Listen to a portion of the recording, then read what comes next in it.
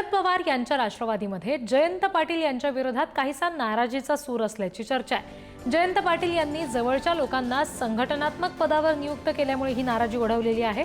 अनेक युवा आमदार नाराज असल्याची माहिती समजते। जयंत पाटील यांच्या संदर्भात आता हा नाराजीचा सूर असल्याची चर्चा सध्या सुरू झालेली आहे।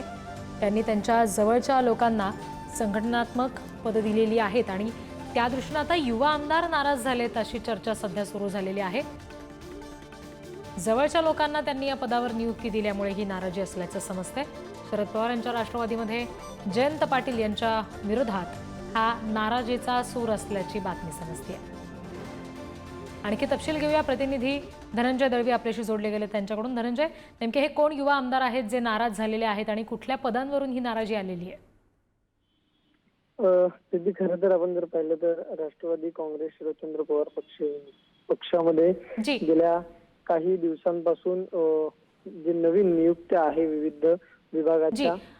धनंजय, मी तुमच्याकडे पुन्हा एकदा येतेच या संदर्भातली माहिती घेण्यासाठी। सध्या थेट शरद पवारांच्या राष्ट्रवादीच्या नेत्या विद्या चव्हाण आपल्याशी जोडल्या गेल्या, त्यांच्याशीच आपण बोलूया। विद्याताई, ही अंतर्गत गोटातली चर्चा कुठेतरी समोर येते आता। अनेक युवा आमदार तुमच्या पक्षात नाराज आहेत। जयंत पाटील यांच्यावरून ही नाराजी असल्याचं समजतंय। त्यांनी जवळच्या लोकांना पद दिलीत असं म्हणणं आहे। नाही, असं माझ्याही कानावरती आलेलं आहे, पण मी याच्यासाठी काही ऑफिशियली बोलू शकत नाही।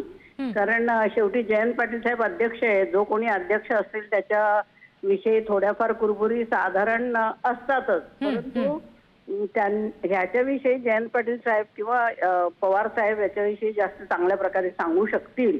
त्यामुळे तुमच्या कानावर जे काय आलेलं आहे ते काय खरं आहे का खोटं आहे मला काही माहिती नाही, परंतु थोड्याफार प्रमाणात नाराजीचे सूर जयंत पाटलांच्या विरोधात आहेत हे लक्षात येतं। कारण ते अनेक निर्णय सध्या घेत आहेत आणि त्याच्यामध्ये बरंच मला असं वाटतं जे एकत्रितपणे घेतले पाहिजे ते घेतले जात नाही आहेत, अशी नाराजी अनेक पदाधिकाऱ्यांमध्ये आहे असं ऐकायला मिळालेलं आहे। त्यामुळे ऑफिशियली काय आहे काय नाही ते आमचे राष्ट्रीय अध्यक्ष सांगू शकतील। खरं तर आमची एक महत्वाची मीटिंग परवा होती 28 तारखेला, पण पावसामुळे ती रद्द झाली। आणि नाराजी असेल तर मला तर खरं वाटतं जयंत पाटील साहेबांनी स्वतः सगळ्यांना बोलून ती दूर केली पाहिजे, परंतु तसं होताना दिसत नाही। काही ठराविक लोकांनाच त्यांनी प्राधान्य दिलेलं आहे आणि तेच सगळा कारभार चालवत असतात आणि त्याच्यामुळे नाराजी स्वाभाविक आहे। बर जी विद्याताई, धन्यवाद। ही सविस्तर प्रतिक्रिया आपण पुढारी न्यूजला दिलीत यासाठी।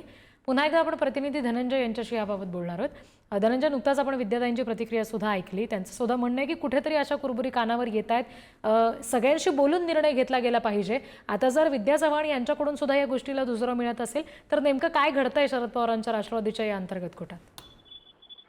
रिधी, हीच गोष्ट आहे की गेल्या काही दिवसांपासून जर आपण पाहिलं तर राष्ट्रवादी शरदचंद्र पवार यांच्या पक्षामध्ये अनेक विभागाच्या अनेक सेलच्या या नियुक्त्या करण्यात आल्या आणि या नियुक्त्यांमध्ये जयंत पाटील यांनी त्यांच्या जवळच्याच लोकांना संघटनात्मक पदांवर नियुक्ती दिली आणि त्यामुळे ही सगळी नाराजी त्या ठिकाणी आपल्याला पाहायला मिळते। एकीकडे पक्षातली जी अनेक मंडळी आहेत ती सोडून जाताना पाहायला मिळत होती आणि पक्षाची ताकद वाढवण्यासाठी योग्य व्यक्तीला त्या ठिकाणी नियुक्त करायला हवं असं त्यांचं सगळ्यांचं मत होतं आणि या सगळ्या संदर्भात चर्चा सुद्धा करायला हवी होती, मात्र तसं झालेलं पाहायला मिळालं नाही। आणि या सगळ्यामध्ये अनेक युवा आमदार असतील, त्याचबरोबर काही पक्षाचे पदाधिकारी असतील, ते सुद्धा या सगळ्यामध्ये नाराज असल्याचं सध्या समजते। त्यामुळे हे सगळे जे नाराज आमदार आहेत किंवा नाराज पदाधिकारी आहेत ते सुद्धा शरदचंद्र पवार यांची भेट घेणार आहेत आणि त्यांच्याशी या सगळ्या संदर्भात चर्चा करणार आहेत। मात्र अद्याप